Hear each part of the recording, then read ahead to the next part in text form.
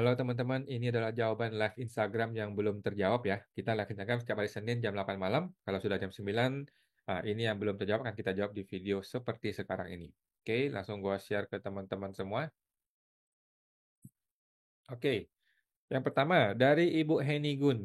Kalau perusahaan forwarder tidak mau ganti 05 menjadi dia masih pakai 1,2%. Apakah jadinya itu faktur pajak cacat ya kok?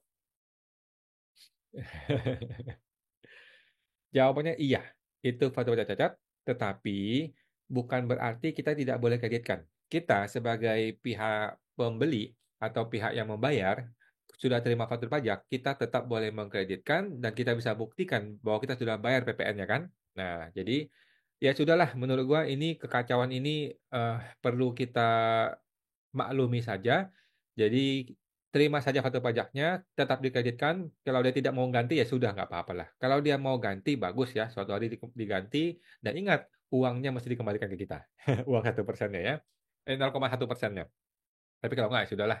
Kita tetap kreditkan. Yang salah dia ya, salah si pihak si penjualnya. Ya nggak apa-apa juga ya, bukan salah kita juga, bukan salah dia juga sebenarnya.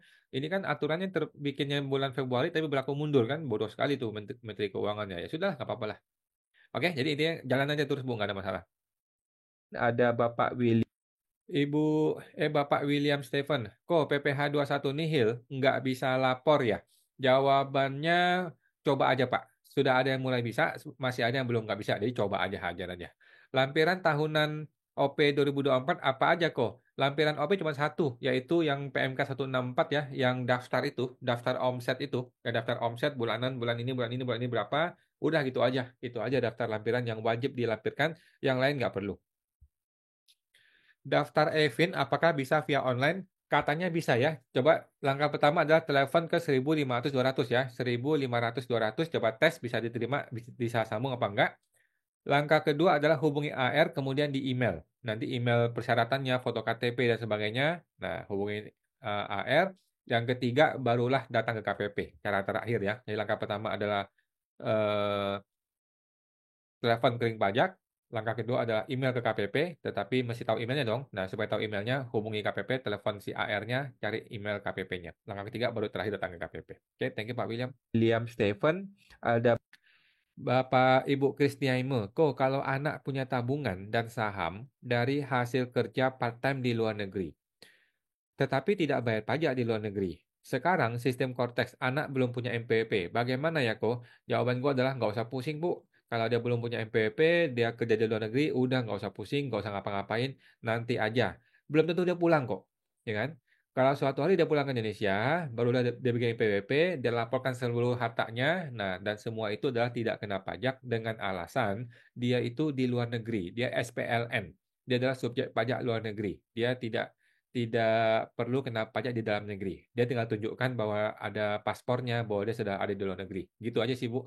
Mengenai di sana dipotong pajak atau nggak dipotong pajak, itu seharusnya nggak ada masalah. Gitu ya. Sama teman tuh, Bu Kristi. Ada Bapak Kristiaime, ada Bapak Miko. Bapak Mikohdi, kalau saya dulu usaha status di dulu saya usaha. Status di SPT kan pengusaha. Kalau sekarang tokonya tutup, saya pensiun. Status di SPT gimana? Perlu diubah nggak? Jadi apa statusnya? Nggak usah diubah, Pak. Ya, jawaban saya tidak usah diubah. Nggak perlu ngapa-ngapain. Bapak hidup tenang-tenang saja, menikmati masa pensiun saja, Pak. Liburan terus ya. Laporan SPT nihil tiap tahun. Udah gitu aja. Lapor SPT nihil, tetapi harta diupdate terus ya. Harta diupdate terus, mungkin ada penghasilan deposito dan sebagainya diupdate. Sedangkan status KLU-nya sebagai masih pengusaha, biarin saja, nggak ada masalah ya. Oke, semoga terbantu Pak Miko. Oh, Die. Oke, kemudian ada Bapak FNC News. Malam kok mau tanya untuk bagi dividen, apa wajib dibuatkan akta? Jawabannya perlu RUPS ya. Sebuah PT yang membagikan dividen itu perlu RUPS. Rapat Umum Pemegang Saham. RUPS apakah perlu notaris? Nah, banyak orang bilang perlu notaris, tapi ada juga orang bilang tidak perlu notaris. Jadi coba Bapak konsultasikan dengan notaris ya. Konsultasi dengan notaris, perlu nggak sih itunya untuk dividen itu menggunakan akte notaris gitu ya. Nah, kalau pakai akte tentu saja sudah pasti aman. Tapi kalau nggak pakai akte, mesti cek lagi aturannya. Kemudian dividen dibagi tahun 2024. Belum dibuat akte notarisnya. Dan penggantian pemegang saham juga kok. Wajib akta kan? Kalau pemegang saham wajib akta ya. Jadi kalau pergantian pemegang saham itu wajib akta. Jadi menurut gua sekalian aja, sekalian RUPS, penggantian akte satu, kemudian pembagian dividen yang kedua. Jadi sekaligus dalam satu akta. Coba konsultasikan ke notaris ya, harusnya bisa kok. Oke. Sama teman tuh Pak FNC News. Bapak FCN News, ada Bapak I. Yusuf, kalau harta berupa rumah yang dibeli secara cicil, namun di SPT tidak dimunculkan saldo hutangnya, apakah harus pembetulan? Menurut gua perlu pembetulan, Pak ya. Jadi kita beli rumah anggaplah 1 miliar. Kemudian kita baru bayar anggaplah 300 juta gitu ya. Nah, kalau kita laporkan harta 1 miliar tapi tidak melaporkan hutang, berarti kan harta kita bertambah 1 miliar. Padahal kan nggak gitu. Padahal harta kita tuh hanya bertambah 300 juta gitu kan, bahkan tidak bertambah ya kalau uangnya berkurang gitu ya. Jadi menurut gua hutang perlu ditulis karena justru hutang itu mudah untuk diketahui oleh pajak. Jadi sebaiknya ditulis saja supaya nggak ada masalah. Oke, sama-sama tuh Pak Yusuf. Bapak I. Yusuf, kemudian Bapak Joy. Bapak Joy Acai. Kok izin tanya, batas pembayaran PPh final, PPh 21, PPh 23, tanggal jatuh tempo tanggal berapa ya kok di era konteks ini? Semua yang namanya PPh itu tanggal 15. Oke? Dimulai dari masa Januari 2025 bayar di Cortex itu semuanya adalah tanggal 15 untuk PPh masa kecuali PPN. Kalau PPN itu tetap di akhir bulan bayar dan lapornya. Nah, kalau SPT masa yang lain itu tanggal 15 untuk bayar, tanggal 20 untuk lapor. Udah sesimpel itu. Semua teman tuh Pak Jo Aceh. Joy Acai, Bapak Mel. Ibu Melan Merina. Untuk laporan SPT tahunan OP, lapornya di DJP online atau di Kortes? Jawabannya di DJP online untuk 2024. Ya, SPT tahunan 2024 menggunakan DJP online, SPT tahunan 2025 pakai Kortes. Kalau Kortesnya masih ada nanti ya.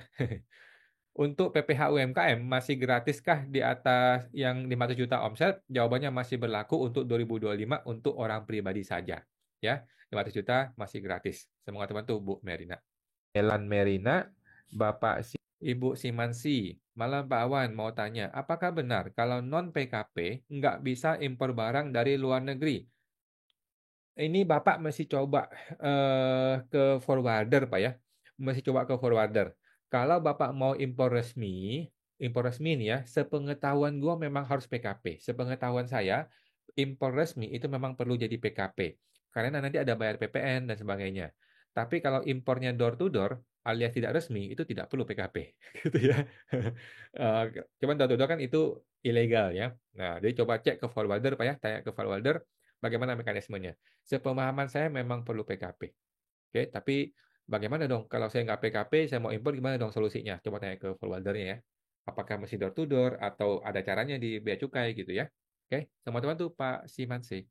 Simanse, Ibu Ibu Yeni Hendrawati Yu, 2022 ada biaya servis kendaraan, tetapi belum dibuatkan bukti potong PPh 23. Bagaimana ya? Oke, 2022 berarti Ibu sudah lapor kan? Kan 2022 sudah dilapor SPT-nya tuh. Udah nggak usah pusing, lupakan saja. Nanti kalau ada pemeriksaan ditemukan, baru kita bayar. Gitu ya. Tetapi kalau mau pembetulan sih, ngapain lah pembetulan hanya gara-gara itu? Nggak perlu Bu, menurut saya ya. Jadi biarin saja. eh, Toh anyway sudah dibayar uangnya kan. Jadi biarin saja kalau ada pemeriksaan baru kita bayar atau nanti ikut TA. Kalau sudah ada TA, maka ikut TA ya, tes amnesti 2025 sehingga semua pajak 2024 dan sebelumnya semua akan diampuni. Oke, semua teman-teman Bu Yeni. Yeni Hendrawati Yu, Bapak Bapak Mei 21. Faktur digunggung di file XML-nya apakah input langsung global penjualan per bulan atau harus dirinci penjualannya? Maksudnya dirinci gimana ya kok? Nah, sepengetahuan saya Pak ya, faktur digunggung itu di file XML itu dirinci. Jadi penjualan invoice nomor sekian atau Bapak Adi gitu ya, barang A, barang B, barang C dibikin 3 baris. Sepemahaman saya seperti itu. Jadi perlu dirinci sampai serinci itu. Nah, tetapi gimana kalau kita tidak mampu? Kalau kita nggak mampu ya sementara nggak apa-apa. Sementara silakan aja diatur aja sebisa kita. Tetapi ke depannya sepertinya akan dimintakan. Ke depannya akan diminta lebih rinci lagi. Karena kita masih tahu mindsetnya Cortex adalah pengen tahu arus barang kita. Karena Cortex pengen tahu arus inventory kita. Disitulah nanti pemeriksa pajak bisa masuk. Oke? Sama teman tuh Pak Mei. Mei 2107, Bapak Bapak Ferdinand. Ferdinand Hardijono, Kalau ada sisa lebih PPh 21 di Desember. Waktu bikin SPT Januari, bagaimana cara memunculkan lebih bayar itu untuk dipakai mengurangi setoran PPh 21? Jawabannya adalah itu otomatis, Pak, otomatis. Cortex itu akan otomatis mengambil data LB dari Desember 2024.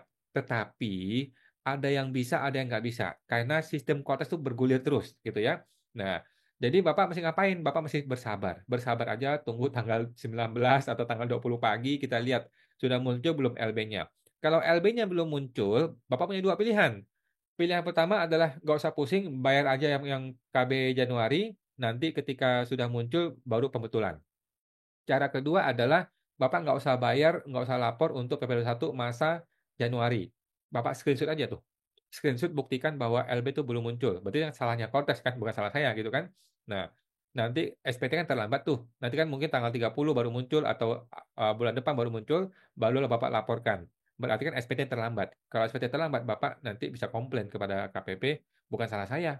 Gitu, LB-nya belum muncul di tanggal 20 pagi. Gitu. Oke, sama-sama tuh Pak Ferdinand.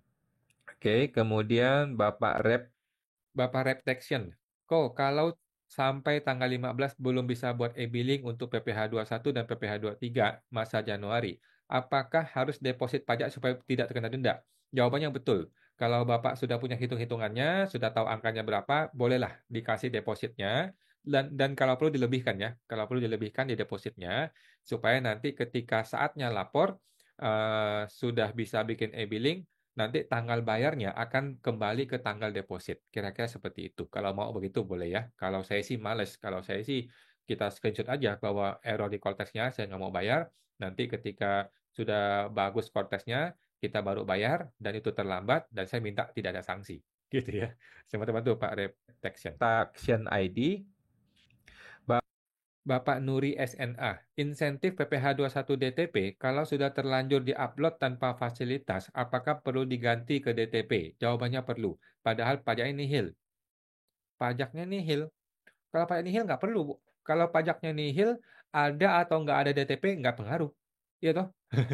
Kalau PPh 21-nya nihil, artinya gajinya mungkin di bawah 4,5 juta gitu ya, maka ada DTP ataupun tidak ada DTP itu tidak pengaruh bagi Ibu. Jadi nggak perlu.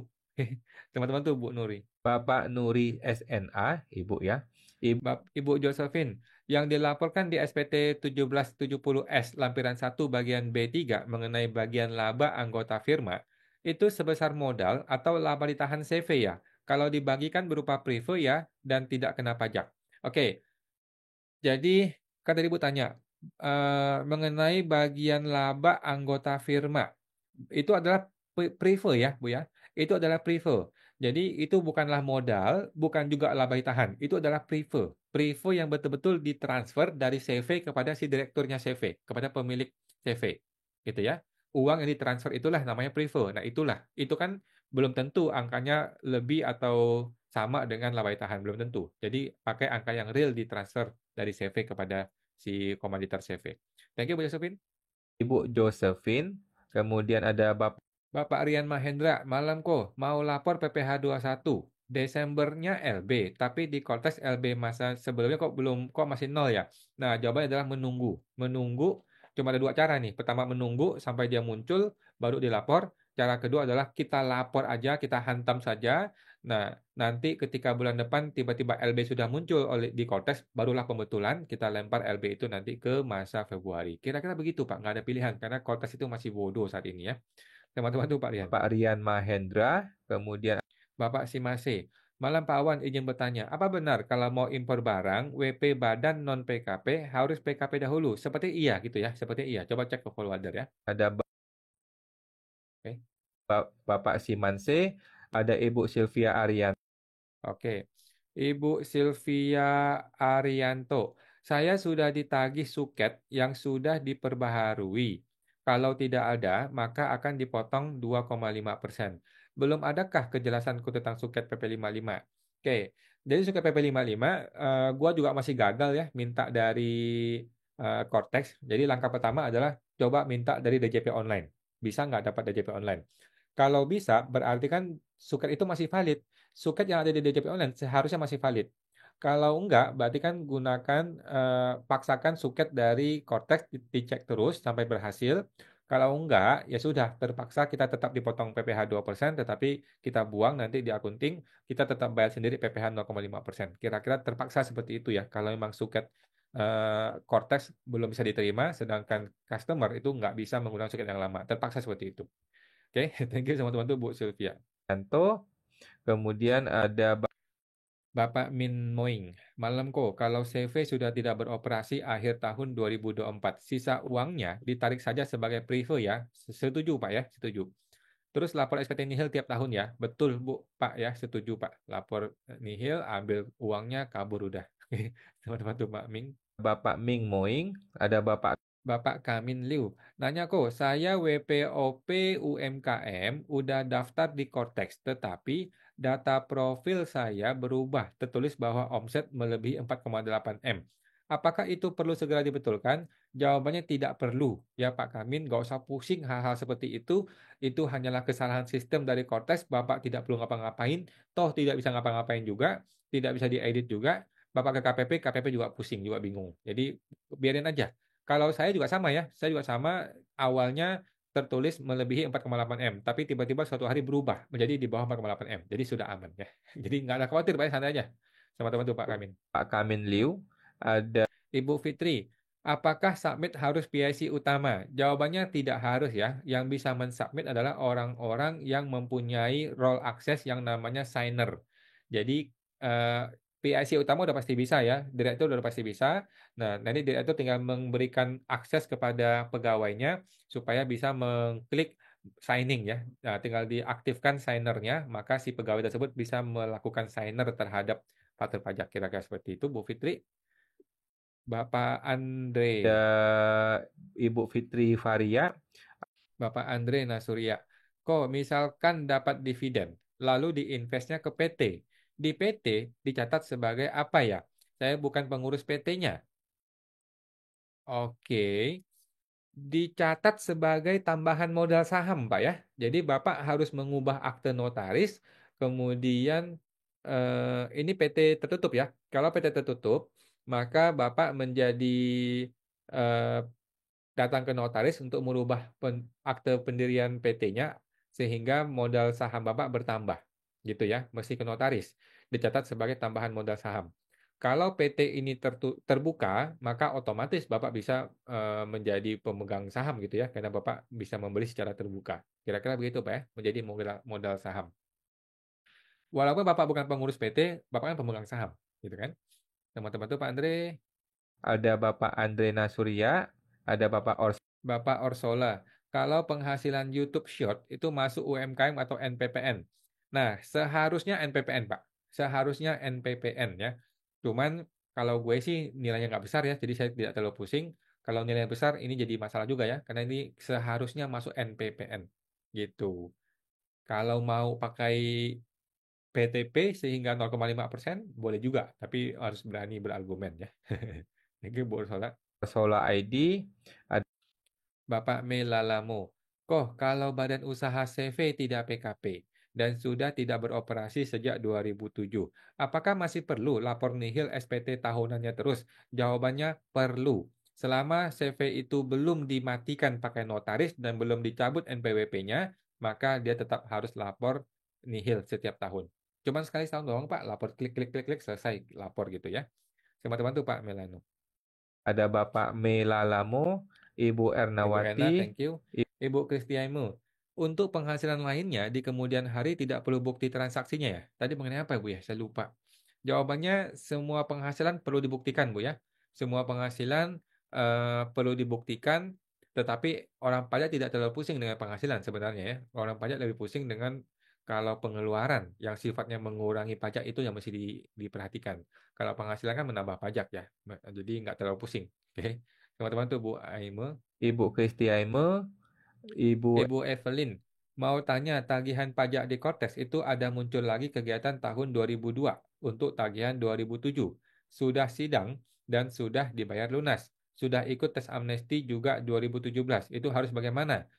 Nah, Ibu tinggal hubungi AR-nya, jelaskan bahwa saya sudah sidang, saya sudah bayar, dan sudah seharusnya selesai. Nanti minta AR untuk membatalkan STP tersebut. Itu bisa kok ya. Memang kacau juga konteks ini.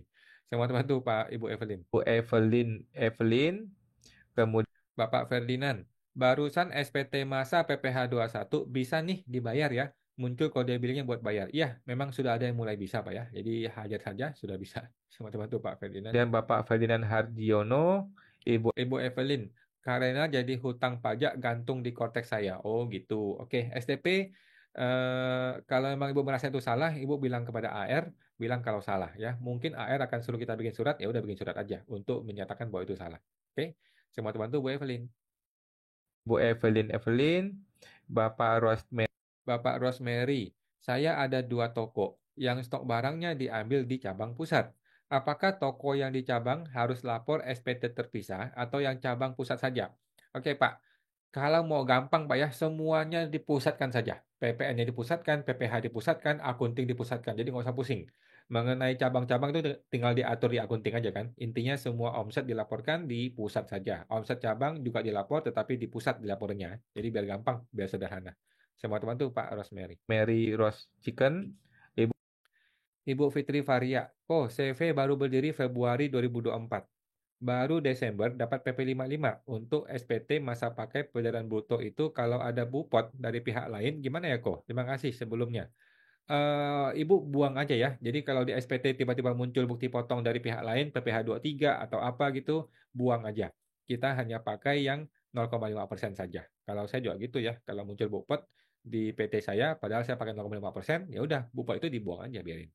Thank you Bu Fitri. Ibu Fitri Varia, kemudian Bapak Ibu Wiwit Widayati. Kok kalau istri perlu login Cortex, sudah ada di FTU-nya suami. Pakai fitur daftar di sini maupun aktivasi gagal terus. Solusinya apa? Solusi datang ke KPP, Bu ya. Memang terpaksa nih. Ini memang kacau itu Cortex ya. Jadi datang ke KPP, coba dites bagaimana solusinya. Ini kacau, memang kacau. Mengenai FTU suami istri memang kacau balau ya. DCP online Cortex saling saling mengadu, saling kacau balau. Ya sudah, coba datang ke KPP, coba dites di KPP bisa apa enggak. Kalau nggak bisa ya sudahlah, mau gimana lagi. Pakai MPP suami aja lah. Thank you Bu Wiwi, teman-teman tuh. Ibu Wiwi Widiati, Bapak Ming Moing. Malam kok, kalau CV sudah tidak operasi akhir 2024, sisa uangnya ditarik aja sebagai private? Jawabannya iya ya, tarik sebagai private dan dilapor di SPT Nihil. Sudah betul. Thank you Bu Ibu Moing. Ming Moing, kemudian Bapak Kamin, makasih sama-sama. Bapak Abelia Alfi, kok pusing konteks? Ya, sama Bapak Pak, semua Kamin, orang pusing. Bapak Abelia Alfi, Ibu Ibu Lydia, Ko Awan mau tanya, selama ini SPT tahunan pakai NPPN, tapi di awal tahun tidak pernah mengajukan NPPN. Jadi gimana ya kok? Jawaban saya adalah nggak apa-apa Bu ya, anggap saja Ibu punya NPPN. Jadi gunakanlah tabel 1 di lampiran 1 di per 17 tahun 2015, gunakanlah itu, nggak usah pusing. Move on, lapor saja, move on. Kemudian mulai tahun ini gunakanlah NPPN. Mulai tahun ini laporkanlah, cetaklah surat NPPN. Gitu aja ya. Jadi untuk tahun-tahun yang tidak punya surat NPPN, kalau ketahuan, ketangkap, maka akan disuruh gunakan tabel di lampiran 2 yang lebih tinggi 15% kalau nggak salah ya, dari tarif yang sebenarnya. Kira-kira gitu sih. Jadi nggak masalah, berin aja dah. Lapor aja, anggap ada NPPN. Thank you Bu Lydia sama teman tuh. Lydia Wijaya, Ibu Simasi. Malam Pak Wan mau tanya, kalau mau impor barang, WP Badan statusnya non PKP. Harus jadi PKP dahulu. Sepertinya begitu Bu ya. Sepertinya begitu. Coba konfirmasi ke pihak forwarder yang sudah terbiasa. Oke, thank you Bu Bapak Simasi. Simpanse, Bapak FNC News. Malam kok mau tanya, ada sanksi sewa, ada transaksi sewa dengan mall. Bukti potong ada diterbitkan, tapi tidak dipotong. Mereka sudah setor sendiri. Mereka tidak mau PBK. Jadi kita perlu pembetulan batalkan bukti potong. Oke, oke. Jadi gini, yang pertama adalah ibu mengalah, cara kedua adalah ibu melawan ya. Kalau ibu mau mengalah, ya sudah, ibu batalkan bukti potong, ya sudah, selesai. Cara kedua adalah ibu harus memaksakan untuk di PBK ke ibu, karena kan itu kita wajib potong. Kita kan PT nih, ibu PT ya. Kalau ibu PT, maka ibu wajib potong. Kasih tahu dia aturannya seperti itu, gitu ya. Kalau emang dia nggak mau, kirim somasi aja biar tahu rasa, gitu sih. Oke. Itu ya, jadi kita mengalah, ya udah kita buang putih potongnya, atau kita melawan, kita paksakan supaya dia bisa PBK ke kita. Memang harus gitu sih, mesti memotong gitu. Kalau nggak nanti kita yang salah. Sama teman tuh Bu FNC News. Bapak FNC News, FNC Apakah perlu PBK? Seharusnya PBK ya. Seharusnya PBK, seharusnya yang menyewa yang memotong. Seharusnya begitu. Semua teman tuh Bu, FNC Genius, News. FNC News. Dan sebaiknya gimana ya? Nah, sebaiknya kita suruh dia PBK aja sih, lebih baik. Bapak M. Teresia, malam kok mau tanya, ini pas lapor pasal 21, kok BPE tidak muncul ya? Padahal lampiran Indonya sudah ada. Bapak Oke, nggak ada masalah Bu Teresia ya. Tungguin beberapa saat kemudian akan datang BPE-nya ya. Memang sistemnya berjalan ya. Kita nggak bisa berharap Cortex ini seperti Google, seperti perusahaan-perusahaan gede ya. Ini masih kacau balau Cortex ya. Jadi tungguin aja, nanti akan muncul BPE-nya. Thank you Bu Teresia. MT Teresia. Bapak Orsola, di Cortex mau tambah KLU yang nggak bisa, padahal perlu untuk bikin NPPN, KLU tambahan. Sekarang kalau bikin NPPN yang diambil KLU-nya selalu KLU utama. Bagaimana itu? Oke, nggak apa-apa Bu, sementara begitu Bu. Sementara seperti itu nggak apa-apa, hajar aja deh, hajar aja. Karena memang Cortex itu masih bodoh. Ya, Cortex itu masih bodoh. Jadi yang penting kita dapat surat NPPN dulu. Itu dulu deh. Nanti mengenai KLU nanti bisa kita bicarakan belakangan lah. Yang penting dapat dulu deh, gitu ya. Thank you buat Sola. Orsola ID. Bapak Miaya ini, Pak Awan, yang aset rumah KPR itu udah 3 tahun nggak dimasukin SPT. Padahal saya bikinnya diajarin di kantor pajak. Jadi cuma saya masukin utang cicilannya. Nggak apa-apa, Pak.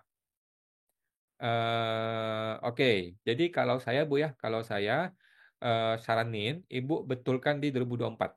Jadi SPT 2024 saatnya Ibu melaporkan yang benar. Hartanya masukin full 100%, hutangnya masukin nilai hutang yang ada di Desember. Udah gitu aja. Nanti ketika tes amnesti datang, Ibu ikut TA. Oke, ikut TA selesaikan di situ. Gitu Bu ya. Sepertinya seperti itu. Memang harusnya lapor di harta sih, jangan cuma lapor hutang doang. Thank you Bu ya ini semua teman-teman. Mia Yeni. Bapak Bapak Andreas Taulani. Malam kok untuk pajak KMS, saya setor mandiri. Tapi selama ini saya bayar saja, tapi baru ingat, apakah perlu lapor-lapor lagi kok? Terima kasih. KMS itu kalau Bapak bukan PKP nggak usah lapor. Tapi kalau Bapak PKP, maka Bapak perlu lapor. Oke? Sama teman tuh Pak Andreas Taulani. Andreas Taulani. Bapak Ferdinand, ini bukti potong PP21 dan SPT Ma saya kok nggak bisa di-download di Cortex ya? Bagaimana cetaknya kalau nggak bisa di-download? Oke, jawabannya memang tidak bisa untuk bukti potong ya.